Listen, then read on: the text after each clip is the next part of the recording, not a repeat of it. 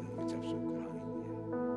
Amin, amin. Puji Tuhan. Silakan duduk Bapak Ibu Saudara.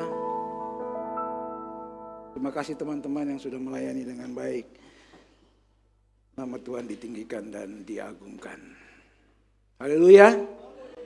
Puji Tuhan. Sudah 2 tahun ini di kalender kita diganti sudah namanya kenaikan Yesus Kristus.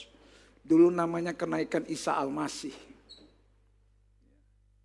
Yesus diganti dengan bahasa dari Timur Tengah sana, ya. Tapi puji Tuhan sekarang sudah menjadi Yesus Kristus. Kita memperingati ini udah berkali-kali, mungkin bertahun-tahun, sudah lama kita memperingati ya.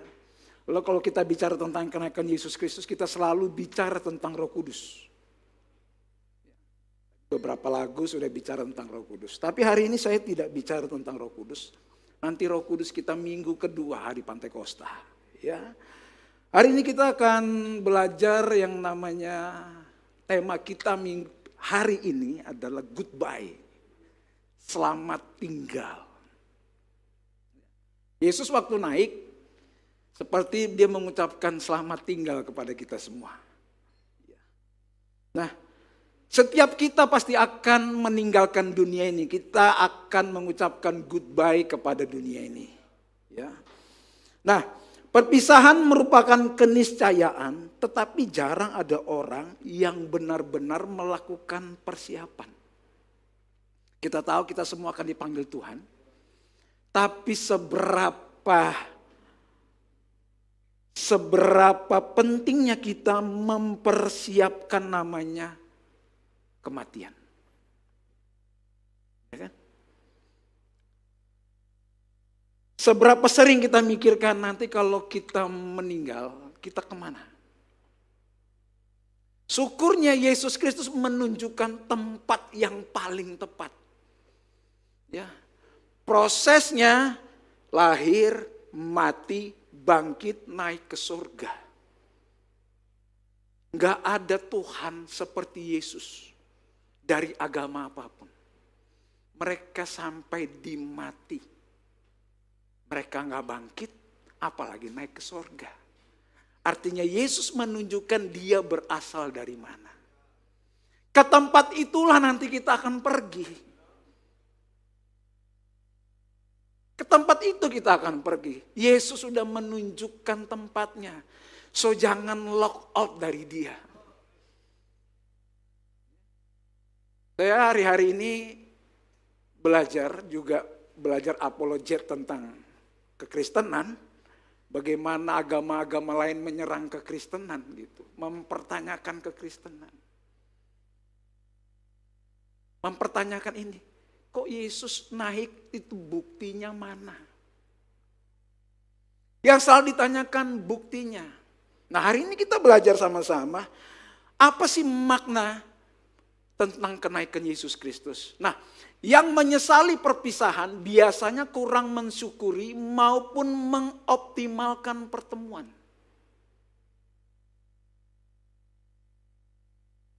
Kita nggak tahu kita kapan dipanggil Tuhan. Kita nggak tahu. Itu bisa tiba-tiba. Contoh orang tua saya tiba-tiba saya lagi di Surabaya tiba-tiba ditelepon papa sudah nggak ada. Gak nyangka. Yang hari ini saya sesali saya belum bisa berbuat banyak sama orang tua saya. Jadi kalau orang yang kita kasihi masih ada, optimalkanlah pertemuan ini. Jangan sampai nanti begitu sudah aduh menyesal aku gak bisa bikin apa-apa sama orang tua, aku gak bisa bikin apa-apa sama anakku. Saya gak bisa bikin apa-apa sama istriku. Mumpung sekarang masih hidup optimalkan. Jangan tunggu sudah pergi baru optimalkan. Bangunkan tempat pemakaman yang mewah, gak ada gunanya. Gak ada gunanya. Mumpung sekarang masih hidup optimalkan baik-baik. Layani dengan baik-baik. Jangan tunggu sudah pergi baru kita aduh menyesal. Dikasih bunga kita tangisi, gak ada gunanya. Justru sekarang waktu masih hidup orang-orang yang kita kasih optimalkan. Waktu Yesus naik ke sorga, bisa saja murid-muridnya aduh sedih. Kenapa? Waktu ikut Yesus tuh enak. Kenapa enaknya? Waktu kelaparan Yesus bikin mujizat 5 ketul roti dan 2 ekor ikan, orang banyak makan. Bahkan sisa 12 bakul rotinya. Tapi nggak disebutkan di Alkitab 12 bakul roti itu ada roti dan ikannya enggak. Disebutkan sisa 12 bakul roti. Berarti memang mungkin 5.000 orang itu cuma makan ikan ya, enggak makan karbo, dia mungkin lagi diet ya. Makanya mungkin rotinya masih sisa. Gitu. Tapi selama kita masih hidup, optimalkan juga pertemuan dengan Tuhan.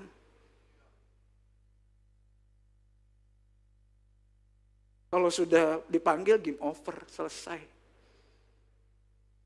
Masih hidup, optimalkan dengan orang-orang yang kita cintai, apalagi mengoptimalkan pertemuan dengan Tuhan. So, ketika kita mengucapkan goodbye selamat tinggal dalam dunia ini, kita menutupnya dengan sukacita. Sama dengan kenaikan Yesus. Yesus pergi ke sorga, naik ke sorga, itu murid-murid pulang dengan sukacita. Jadi waktu kita mengucapkan goodbye kepada dunia ini, kita menutupnya dengan sukacita. Nah, mari kita belajar di pembacaan kita, Lukas 24 ayat 44 sampai dengan 53. Ia berkata kepada mereka, inilah perkataanku yang telah kukatakan kepadamu ketika aku masih bersama-sama dengan kamu, yakni bahwa harus digenapi semua yang ada tertulis tentang aku dalam kitab Taurat Musa dan kitab nabi-nabi dan kitab Mazmur. Lalu ia membuka pikiran mereka sehingga mereka mengerti kitab suci. Katanya kepada mereka, ada tertulis demikian, Mesias harus menderita dan bangkit dari antara orang mati pada hari yang ketiga. Lanjut. Dan lagi, dalam namanya berita tentang pertobatan dan pengampunan dosa harus disampaikan kepada segala bangsa. Mulai dari Yerusalem, kamu adalah saksi dari semuanya ini. Dan aku akan mengirim kepadamu apa yang dijanjikan Bapakku. Tetapi kamu harus tinggal di dalam kota ini sampai kamu diperlengkapi dengan kekuasaan dari tempat tinggi. Lalu Yesus membawa mereka keluar kota sampai dekat Betania. Di situ ia mengangkat tangannya dan memberkati mereka. Dan ketika ia sedang memberkati mereka, ia berpisah dari mereka dan terangkat ke surga. Mereka sujud menyembah kepadanya, lalu mereka pulang ke Yerusalem dengan sangat bersukacita. Mereka senantiasa berada di dalam bait Allah dan memuliakan Allah. Jadi Yesus terangkat ya, bukan diangkat. Saya baca literasi, di tempat Yesus terangkat ke sorga itu dibikin kayak semacam batu yang ada telapak kaki Yesus. Lalu katanya orang-orang yang ke sana itu sampai nangis-nangis, cium-cium itu batu katanya. Dicium-cium, oh Tuhan terima kasih engkau sudah terangkat ke sorga gitu ya. Jadi Yesus bukan ditarik, bukan. Terus ada orang yang bilang kaki itu bagian Tuhan Yesus itu ancang-ancang katanya supaya bisa terbang kayak Iron Man. Kayak Ultraman mungkin kan, habis kalahkan musuhnya terbang gitu. Enggak kayak gitu. Begitu dia sedang memberkati murid-muridnya, lalu dia terangkat ke surga. Dan ada saksi. Itu yang mencatat bahwa Yesus itu memang benar-benar naik ke surga. Tercatat dalam sejarah. Nah, Injil Lukas diawali dan diakhiri dengan setting yang sama. Bahasa sastranya namanya inklusio. Ada kesamaan settingan di situ, ya. Sebab ketika diundi sebagaimana lazimnya untuk menentukan imam yang bertugas, Dialah yang ditunjuk untuk masuk ke dalam bait suci dan membakar ukupan. Itu ayat 1, pasal 1 ayat 9. Lalu pasal 1 ayat 14, engkau akan bersukacita dan bergembira, bahkan banyak orang akan bersukacita atas kelahirannya. 52, mereka sujud menyembah kepadanya lalu mereka pulang ke Yerusalem dengan sangat bersukacita. Mereka senantiasa berada di dalam bait Allah dan memuliakan Allah.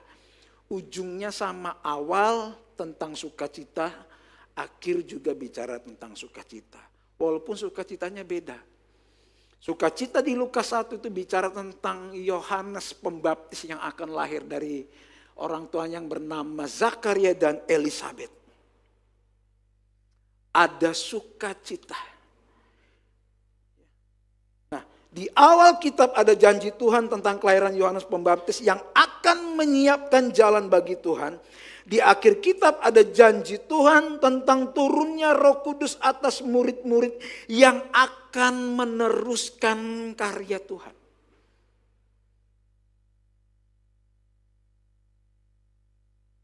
Waktu Yesus pergi no drama.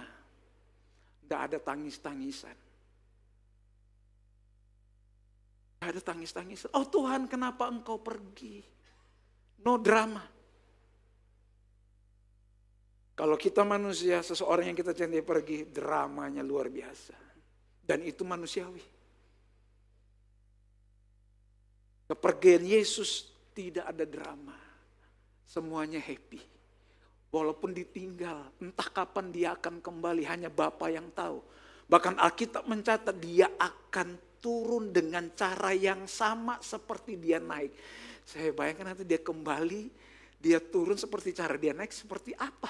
Kita ada di Indonesia, apakah dia akan turun di Israel lagi atau di mana? Yang pasti dia akan datang kembali kali yang kedua untuk menjemput kita. Itu satu kepastian. Dan kita akan melihat dengan cara yang sama. Gimana dulu kira-kira muridnya bisa melihat orang manusia terangkat naik ke surga itu bagaimana? Nah, mengapa murid-murid justru bersuka cita ketika berpisah dengan Tuhan Yesus? Yang pertama, semua terjadi sesuai dengan rencana Allah. Artinya begini, rencana Allah itu tidak mungkin gagal. Kalau Tuhan sudah bikin rencana, tidak tergantung manusianya. Enggak. Kalau Tuhan sudah bikin rencana A, itu konsisten. Kalau manusia bikin rencana, suka berubah-berubah. Dan rencana Tuhan tidak tergantung perbuatan kita. Tidak tergantung perbuatan kita. Karena kita sudah bikin dosa, rencana Tuhan berubah dalam kehidupan kita. Oh enggak kayak gitu. Berarti Tuhan plan. Rencana ilahi dinyatakan di dalam kitab suci, tunggal dan berkesinambungan bekerja dengan anugerahnya. Kelahiran bahkan sampai kenaikan Yesus itu sudah tercatat di kitab-kitab perjanjian lama. Kitab-kitab Taurat sudah dinubuatkan tentang Yesus. Dalam kehidupan kita, Tuhan sudah punya rencana di dalam kehidupan kita. Pertanyaannya adalah, kita siap gak dilibatkan dalam rencana Tuhan? Seringkali kita berdoa, kita punya rencana, kita minta Tuhan terlibat dalam rencana saya. Ya kan? Tuhan, ya berdoa boleh minta, gak salah minta. Tapi kadang-kadang kita maksa Tuhan. Saya maunya kayak gini Tuhan, paksa.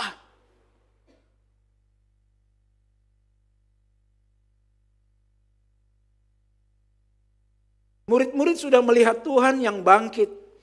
Tetapi tanpa kitab suci mereka tidak mungkin memahami apa yang sesungguhnya terjadi. Tanda membutuhkan penafsiran, Alkitab menyediakan patokan.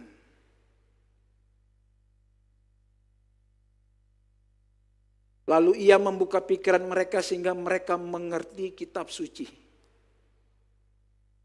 Perhatikan ini. pengalaman pribadi atau rohani yang hebat, tetapi tanpa pemahaman kitab suci yang tepat akan menjadi sesat. Seringkali kita berpatokan pada pengalaman rohani kita. Saya ulangi. Pengalaman pribadi atau rohani yang hebat tetapi tanpa pemahaman kitab suci yang tepat akan menjadi sesat. Alkitab selalu menjadi patokan di dalam kehidupan kita. Apalagi kalau sudah kenaikan Yesus, doa 10 malam, mengalami penglihatan. Ada yang muntah-muntah, ada yang terbanting-banting. Dicek, Alkitab mencatat enggak itu? Seolah-olah pengalaman rohani. Pengalaman rohani yang hebat tidak bisa menjadi substitusi bagi pemahaman Alkitab yang tepat. Sebaliknya, pengalaman harus diuji dengan pemahaman.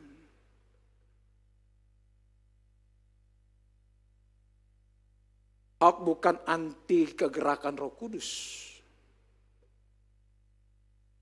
Tapi semua harus diuji, Alkitab yang menjadi patokan.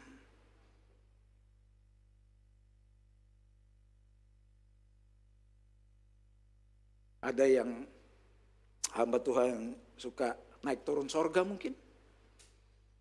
Bapak Ibu tahu di kitab Ayub yang naik turun sorga siapa? Iblis. Oh, saya ketemu Tuhan, Tuhan bicara sama saya.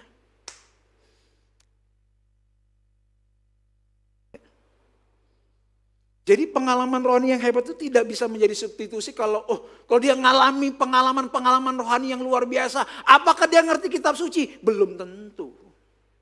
Kenapa kitab suci harus diteliti, dipelajari? Banyak orang cerita, pengalaman ketemu Tuhan, pengalaman dengan Tuhan, bla bla bla bla bla. Tapi nggak suka baca Alkitab.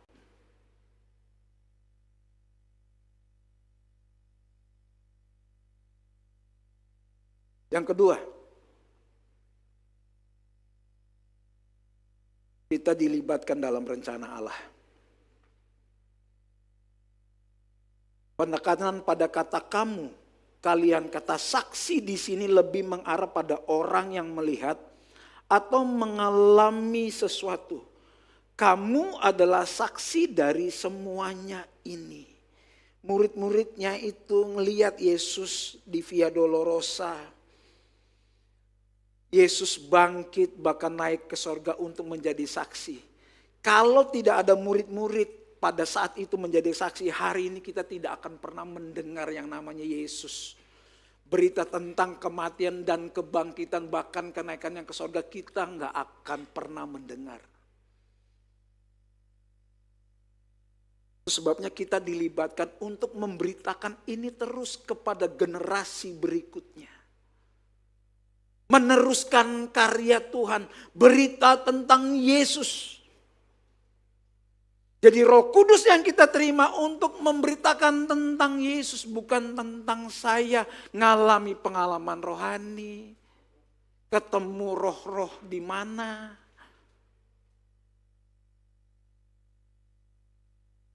Tetapi menjadi saksi membutuhkan pengalaman pribadi dan penyertaan dari tempat yang maha tinggi. Bagaimana mungkin kita bisa memberi apa yang tidak pernah kita terima dan kita punya? Saudara gak bisa ngasih orang berkat kalau Anda gak punya berkat, betul? Bisa.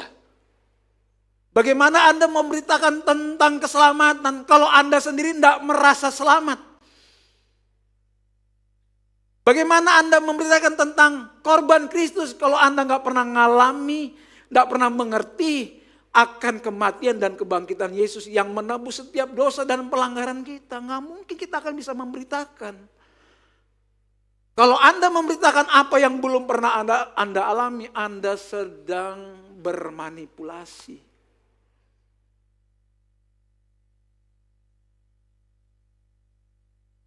Mengalami Tuhan dulu. Kenal nggak Tuhan? Oh dia baik, orang seperti saya yang harusnya nanti masuk neraka, dia selamatkan saya. Baru kita bisa cerita kepada orang lain, kepada generasi kita. Hei, percaya Yesus. Tidak ada yang seperti dia.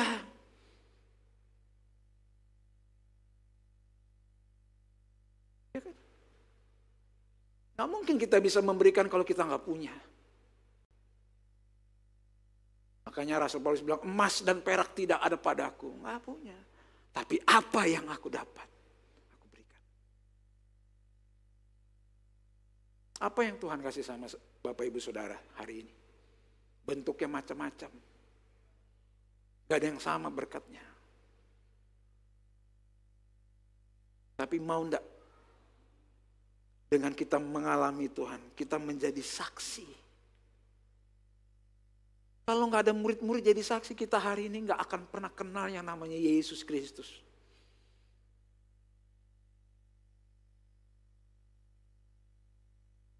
Saya membaca literasi sejarawan-sejarawan non-Kristen mencatat tentang adanya kelahiran Yesus. Ada kematiannya, ada kebangkitannya, ada kenaikannya. Itu semua dicatat oleh sejarawan yang non-Kristen. Mereka juga menjadi saksi sebenarnya. Tapi mereka tidak dikarenakan percaya kepada Tuhan.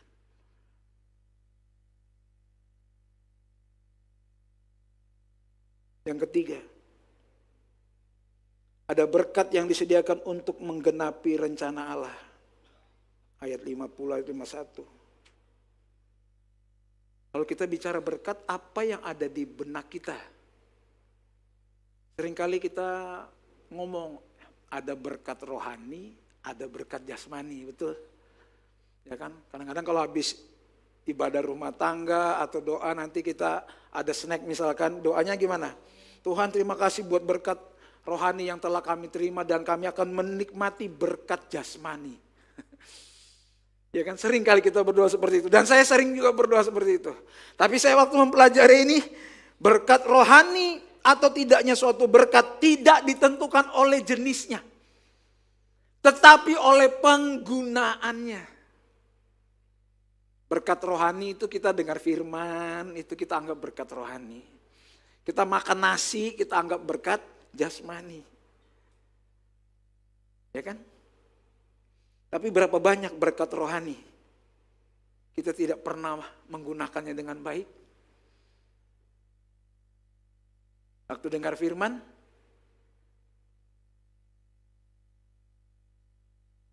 tidak pernah kita gunakan. Firman masuk, lewat. Tidak pernah kita teliti, tidak pernah kita renungkan. Tidak jadi berkat itu. Berkat jasmani kita makan, makanannya ini nggak enak. Jadi berkat enggak dia? Enggak. Karena berkat itu diukur penggunaannya bukan jenisnya. Berapa banyak orang diberkati malah lupa Tuhan. Waktu belum kerja dapat kerja, wais, doanya kenceng. Kalau bisa di gereja ada setiap hari doa, dia hadir terus. Minta sama Tuhan. Minta kerja, begitu dikasih kerja, dikasih berkat, bes hilang. Gak pernah ibadah lagi, sibuk aku sekarang, aduh kerjaanku banyak. Lupa dia waktu dia minta berkat sama Tuhan.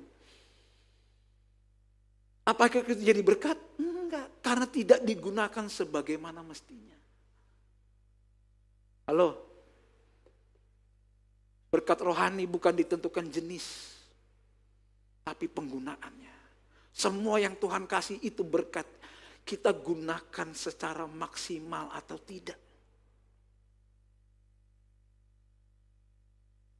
Yang tidak menggunakan berkat untuk kepentingan Tuhan berarti sedang memanfaatkan Tuhan untuk mendapatkan berkat. Apa yang Tuhan kasih kepada kita hari ini? Apa yang ada di tangan kita? Apa yang kita pakai? Apa yang ada di rekening kita? Apa yang ada di dompet kita? Apakah itu semua ditujukan untuk meneruskan karya Tuhan, untuk memuliakan nama Tuhan?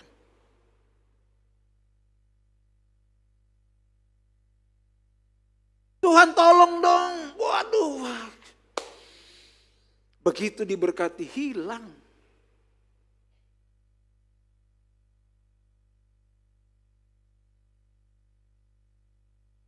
Bahkan susah ditelepon.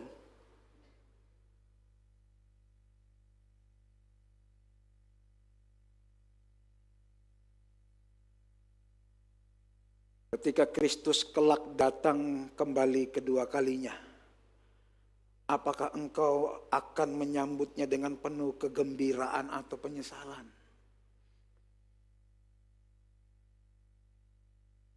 Mumpung masih hidup, optimalkan pertemuan. Pertemuan di dalam gereja bukan sekedar program gereja. Ini sarana kita mengoptimalkan pertemuan dengan Tuhan. Walaupun Bapak Ibu di rumah harus melakukannya. Saya bilang harus, kenapa? Membangun komunikasi dengan Tuhan. Waktunya bebas. Tapi ada waktu untuk duduk merenungkan firman Tuhan. Karena kalau hanya mengandalkan pengalaman-pengalaman rohani, tapi tanpa pemahaman dengan Alkitab, bisa-bisa kita jadi sesat.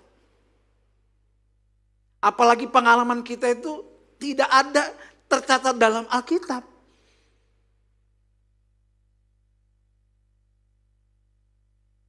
Saya beberapa kali sampaikan kepada pastoral, Hawk ini bukan GPD asli. Bukan, tapi GPD Alkitabiah. Kalau ikut GPD asli, ini kita semua baju putih hitam semua di sini terus.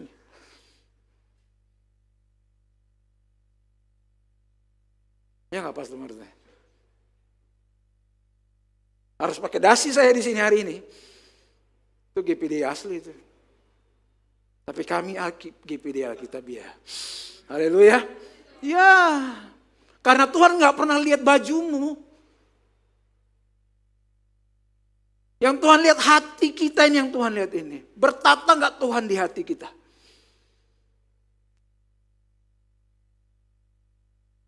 Akhirnya nanti kita sibuk menutupi bobroknya kita dengan baju. Apakah dengan kata shalom, haleluya, Anda rohani? Enggak.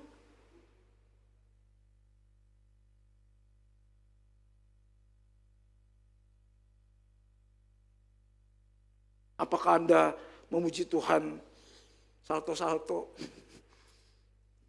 Apakah rohani? Enggak. Karena Tuhan tidak melihat apa yang di luar.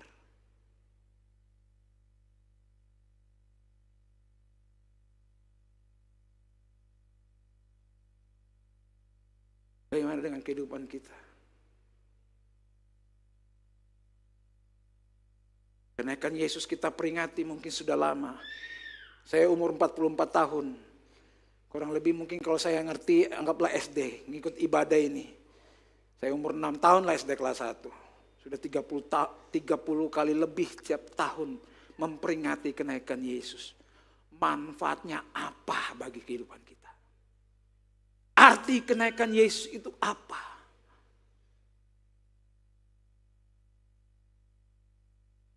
Untuk meneruskan karya Tuhan. Kenapa? Karena dia sudah menunjukkan tempat yang jelas. Itu di sorga. Kita akan ke sana.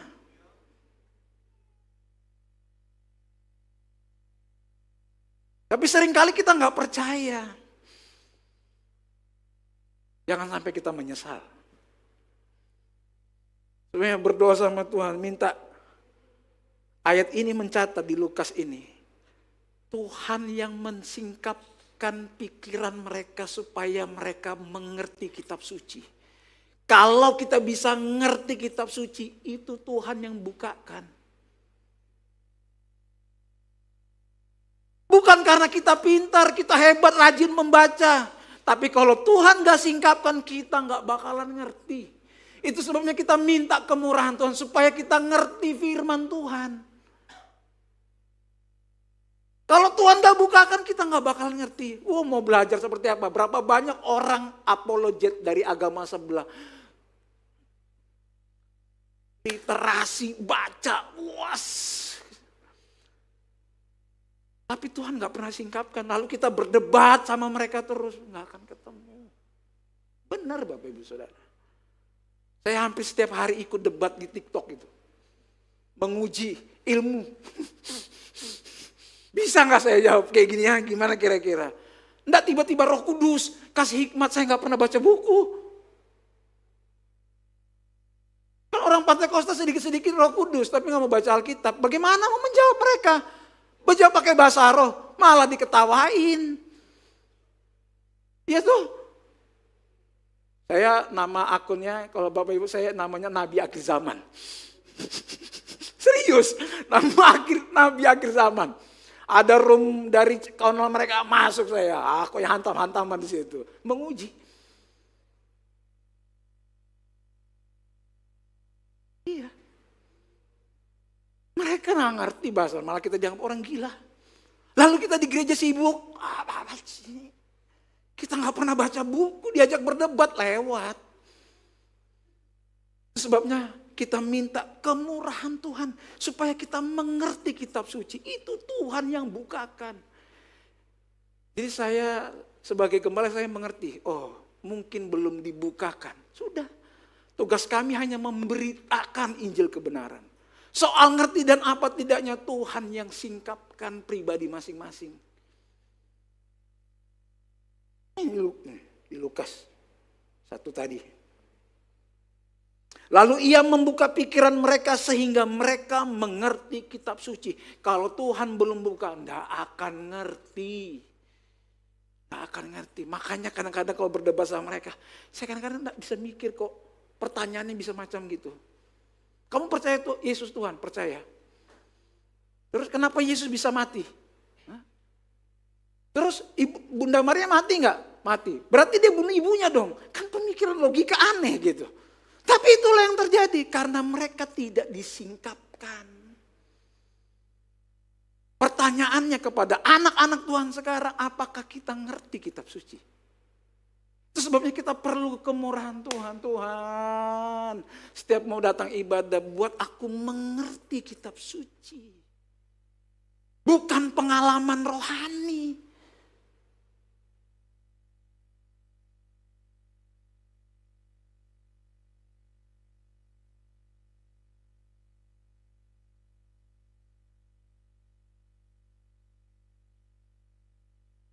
Biar Tuhan berkemurahan membuka pikiran kita supaya kita mengerti kitab suci.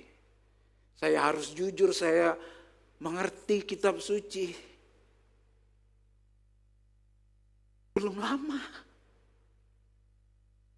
Karena yang selama ini saya pelajari motivasi, kata-kata bijak.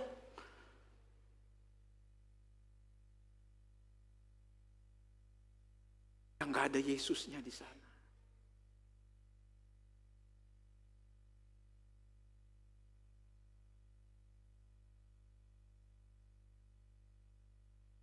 Bagaimana kita memaknai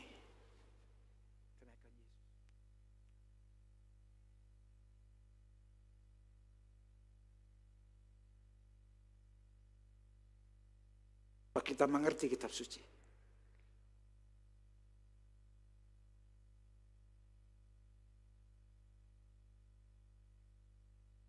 Semua, saya undang pemain musik.